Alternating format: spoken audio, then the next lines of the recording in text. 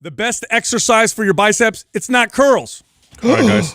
I know. Wait a minute. I know. Everybody's like, big biceps, got to do the Where curls. do we even go, from here? All right, I'm going to tell a story right now of when I really pieced this together. I had a gymnast that worked for me as a trainer years ago. This dude was about, 5'10", jacked, like incredible arms. Like, you ever seen like competitive gymnasts, male gymnasts in particular, female gymnasts too, but male gymnasts, they just have like these like amateur bodybuilding looking arms. And I asked him once, like, what do you do for your biceps? Your arms look crazy. And he goes, chin-ups. I'm like, that's a back exercise. He goes, no, it's a bicep exercise if you do it like this. And he jumps up on the bar, gets a curl grip, and rather than pulling his chest to the bar, he does this kind of like compound lift for his biceps. And then it dawned on me, if I want my quads to really grow, it's not leg extensions, it's squats, right? Yeah. If I want to build a bigger back, it's not pullovers, it's rows, right? So it's like a compound lift for the biceps. In fact, we often accept that for triceps, like close grip bench press or dips. Right.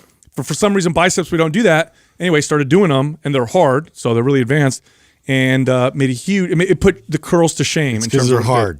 Yeah. I think that's where it is, right? It's so much easier to just look in the mirror and pump it up. Like is that what you think we do? You know what? That's a really good point you bring up, and I wonder why that is. Everybody is pretty familiar with close grip bench press for your triceps. We talk about it all the time. It's not the first time I've heard anyone talk. It's popular, but you don't hear that often about supinated pull-ups as a great bicep exercise, like people. But that's a perfect comparison. It's very similar to what the incline press is for triceps, but for biceps. And I think no one talks about it. I think Justin hit it right. It's hard as hell. So first off, doing a supinated grip chin up or pull up is hard anyway. But now rather than pulling your chest to the bar, right, you're kind of focused on the biceps.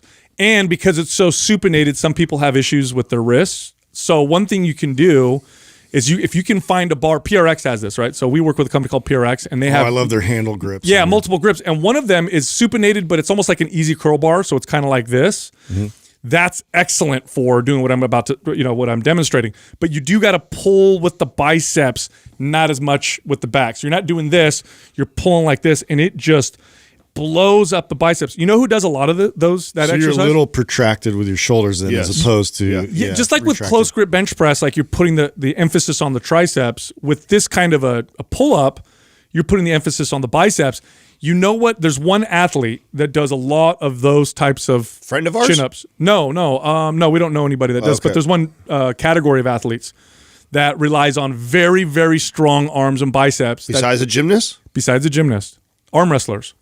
Arm wrestlers do lots of those kinds of chin-ups. In fact, if you watch— Really? Do you call them athletes? Yeah, bro, come on. You ever arm wrestle? Like no, I know. I'm going to offend everybody. I'm just like, not everybody. It's like a novelty thing. Yeah, well, I mean— I don't know. Let's call them athletes. Yeah, well, I mean, if in the Olympics they have baton twirling, I'm pretty sure arm wrestling is a sport. I feel like if I can call men's physique a sport, you should be able to call arm wrestling a sport. For sure, 100%. For sure. But those guys and girls, they do exercises like that, and then you'll see top arm wrestlers. They'll often demonstrate one arm pull-ups. And you'll notice that it's all bicep when they do the pull up, and their arms are, for strength athletes, they have incredible looking arms and biceps. But yeah, I did this, and I still do this every once in a while.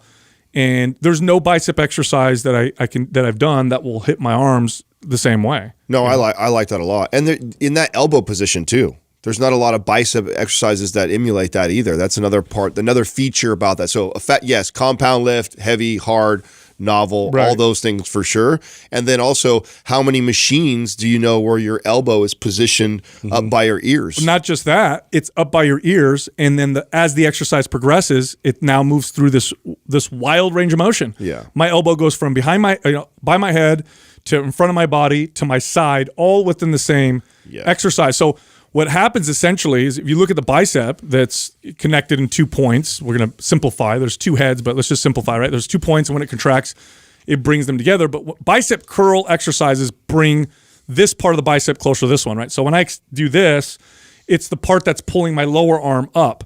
When you're doing a chin up, it's doing this almost to both sides. So it's a very different feel, different pull. And I'm going to give everybody a warning. If you do these, be careful because they will wreck your arms like nothing you've ever done before. They're really, really tough.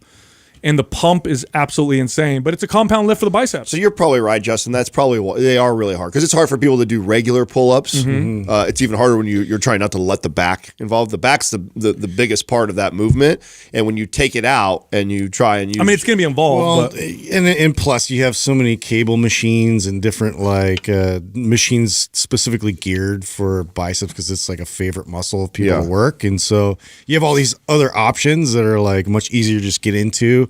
That's just something like you really have to. It's a lot more demanding to get to do something like that. Yeah, my tip would be if you've never tried this, is to assist it with a band first.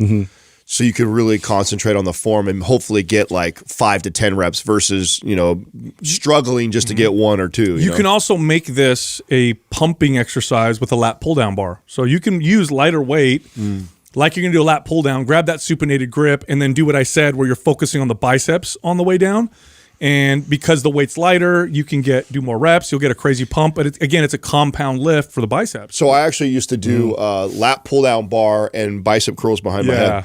So that was like an extra because again, trying to go after that elbow position. That's not a lot of machines, and you can't with gravity, right? You obviously do it with free weight stuff. So you have to find creative ways to target the bicep from that elbow position, and so that used to be an exercise that I love to do, which is the lat pull down bar behind the head. Sitting down, and then I'm curling to the back of my neck. That's a gnarly squeeze, by the way. It is. It's a very, very strange squeeze. You don't feel like with any other exercise. But again, if we listed the top 1 or 2 exercises per body part in terms of just sheer muscle and strength building, effectiveness.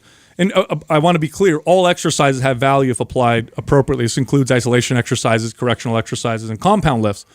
But if you were to list the top 2 or 3, like just muscle building movements for each body part, what you'll see are compound lifts. Like the number 1 shoulder builder is going to be a press, right? The number 1 chest builder is a horizontal press. The number 1 back exercise, a row or a pull down or a pull up. Yeah, they just skipped right over biceps. I think that is really interesting. Yeah, that we've associated even triceps, like you said, with like dips, and you can do things where you're doing a compound lift, but biceps just seems like there isn't anything for it. And I think if people did it and then started to understand how to feel it, because once you do it, it's going to feel kind of weird at first, especially if you've always done pull-ups a particular way. It's like a different kind of pulling yourself up. And again, the risk of injury is high because the tension's high and you might not have the technique or form. So I think what you gave was great advice, Adam, to start light with assistance or even, like I said, with a lat pull-down bar. But once you get into the groove of it and feel it, you'll be like, what the hell? I've been missing out on such an effective bicep exercise. Could also use the tips that we've given around isometrics to help you figure this out too, right? So I'd get a band underneath there, have somebody do an isometric hold at the bottom, thinking about squeezing and flexing bicep, and then another one where you're all the way to the top, squeezing and focusing on there. Oh, like you're just holding yourself above the bar? Exactly. Just holding yourself at the top and holding yourself at the bottom will help you engage the biceps more when you try and practice a movement like that you're not used to. This is one of the other great values of isometrics is when you're trying to do an exercise that traditionally isn't for that specific muscle group, doing an isometric contraction for the muscle you do want to work in that will help you connect. They're just good for familiarizing yourself with that contraction, that movement, and what you're trying to produce out of it. It's funny. I've been going through studies on isometrics. Funny you bring this up, right? And the studies show that there's obviously when you work out, use resistance, the goals typically are strength and muscle building. Isometrics, the muscle building effect you get from them, now it's shorter lived, but the initial muscle gain and strength gain is actually faster than you get from traditional lifting. So what happens when you incorporate isometrics is you get this very steep and dramatic rise in muscle and strength. Now it starts to plateau if you don't incorporate traditional exercises, which is why it's my belief that isometrics are best used to supplement traditional resistance training. But man, if you read the literature on the strength gains and the muscle gains in short periods of time, it's nothing matches isometrics. Now, what's such an effective way to summon the troops? What's your theory on why it does have quicker results? That's why. Yeah, because it's neuromuscular. It's you're tapping into that central nervous system response of like, hey, like I'm going to need to activate more muscle fibers because I'm placing more intensity and demand on this particular squeeze. And so you can actually ramp that up and get more of a response. But now you actually have to then, from there, like you said, you have to go into those lifts where it actually places the load and everything else to account for. Yeah, so you think you're actually recruiting more muscle fibers isometrically contracting than doing a full contraction? It's a fact. Yeah. It's a fact. So once you're well trained, you're squeezing way more potential out. Yes. So really tapping into and activating muscle fibers is part of the goal, right, with resistance training. And what you'll find with experienced athletes, especially experienced strength athletes, is they can activate more of their muscle fibers than the average person. I don't know what the number is, but it's significant, right? Isometrics make that happen much faster, probably because there's a shorter learning curve. So like you take That's what I would have said. It's easier. It's easier to figure out where there's more room for error in a traditional full range of motion lift. Yes. There's like someone can do, for example, let's take a very basic, easy one, bicep curls. And when they're actually doing a full contraction, many times it starts off really well bicep, but then shoulders kick in and momentum kicks in. And so you lose some of the value as far as keeping it all focused on the bicep versus I take a bar and I put it halfway up in an isometric contraction and I just squeeze and flex the bicep. I feel like it's much more localized. Yeah, it's localized. It's easy to localize it. There's less room for error. And like I'm not going to be squeezing that and my calves light up or my well, you'd have to basically go through each one of those angles isometrically to maintain that same amount of intense tension. So it requires a lot more focus to get to that point. It also causes less muscle damage than both eccentric and concentric contractions. So concentric is like going up, eccentric is going down. And now that's the part that I find interesting because you say that it recruits more muscle fibers, but then yet it does less damage. It does less damage. That's really interesting. Yes, when you think because about of what is it, the sliding filament theory, which is like, okay, so muscle fibers, okay, we're going to get all weird here, but muscle fibers run along each other, and the prevailing theory as to how muscles contract is they attach to each other while they're sliding past each other and contract and hold. But as you do the contraction, some of these attachments break, and that's what causes the damage or inflammation. Well, an isometric hold, they attach, they hold, and they contract. So there's less potential for damage.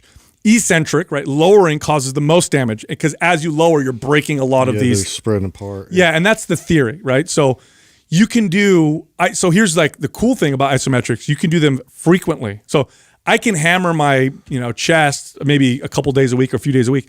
I could do isometrics every day at my level, right? So a beginner maybe less, but it's less damage, which is cool because you can ramp up volume without worrying so much about overtraining. So whatever routine you're doing, you may think, I want to add a little bit. Isometrics is a great way to do it. In fact, isometrics is one of those lost arts of resistance training. It was so heavily favored at the turn of the 19th century, the strongmen and all those guys, Eugene Sandow and all those, strongmen and women that did just incredible feats of strength. Isometrics was a staple in their training. That also highlights why things like kin stretch are so much better than just traditional yoga. Right? So both of them are taking you in these stretched positions, but kin stretch includes the isometric contraction in there where you're really intensifying. So you're building muscle in that new range of motion that you normally it's about being strong in those poses. Right. You're not just stretching into that position and relaxing and holding that position. You're actually isometrically contracting in there. So you're recruiting all these extra muscle fibers and actually building some strength in that newfound range of motion. You know who's a huge fan of isometrics? I've said this before. Bruce Lee. Bruce Lee did resistance training. He was one of the first martial artists to do it. In fact, he worked with bodybuilders at the time and to develop his physique and everything too. Because he noticed that the story goes that this is legend, but I don't know if it's true. He wrote this himself, but he says that he got into a fight, he won, but then he was so surprised at how fatigued he was and how weak his body felt at the end. So he said, I need to do more physical conditioning. Well, resistance training became a part of it. And obviously Bruce Lee, not a big guy, but at the time, probably one of the most muscular people on screen, actually inspired a lot of pro bodybuilders to become bodybuilders. I know Flex Wheeler talked about Bruce Lee being one, does that lat spread in the beginning when he's kind of warming up to fight or whatever. And isometrics was a huge part of his routine. And it was said that he could hold I want to say 200-pound dumbbell at arm's length and hold it steady. And he said the isometrics gave him incredible punching power because of the stability that he developed. So it really does work.